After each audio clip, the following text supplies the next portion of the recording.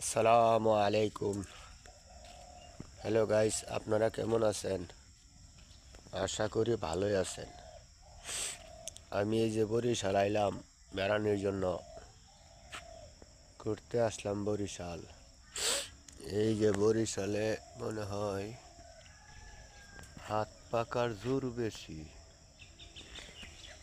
এই যে হাত পাকার সাইনবোর্ড, এই যে বরিশাল। তবে বরিশাল আইসে আমি আজকে কয়দিন ধরে একটা জিনিস দেখতেছি আর মনে মনে কল্পনা করতেছি। আমার বাড়ি হলো ময়মনসিং, আমি তো আর কখনো জানি না বা দেখি নাই যে নদীর মাঝখান থেকে রেলগাড়ি উঠে টানে আসে।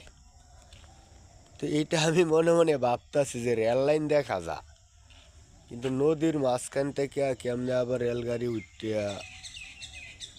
রাস্তার দিকে আই। তো এই ভাবনাটা আজকে কতদিন ধরে করতেছি। এখন আজকে বর্তমানে দেখি এই যে মনে করেন যে এই যে ওর রেলগাড়ির স্টেশন, এটা মনে করেন রেলগাড়ির স্টেশন না।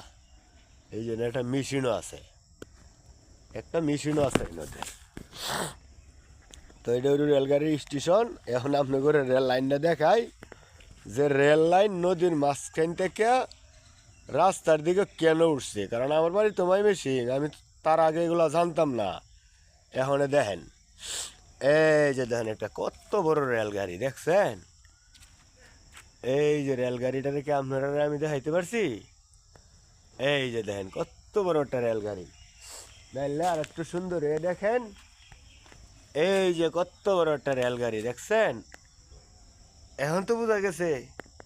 এখন এই রেলগাড়ির আপনারা দেখাইতেছি, এই রেলগাড়ি হইলো নদীর মাঝখানে থাকে। এটা নদীর মাঝখানে থাকে। এখন এই গাড়িটা হইলো আপনার কাজ করবো, বুঝছেন।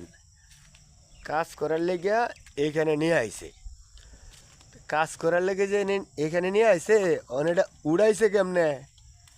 এই যে দেখেন আপনারা দেখাই কেমনে উড়াইছে। এই আমার বাড়ি তো ময়মনসিং, আমি তো তার আগে এগুলো কখনো দেখি নাই। কখনো দেখি অবাক লাগছে। এই যে দেখেন, এই যে রেলগাড়ির একটা পাখা, কত বড় একটা পাখা। এখন এই যে দেখেন রেল লাইন দেখছেন। এই যে দেখেন রেল লাইন, এই যে লাইনে দেয়া এই গাড়িটারে টাইন এনে তুলছে।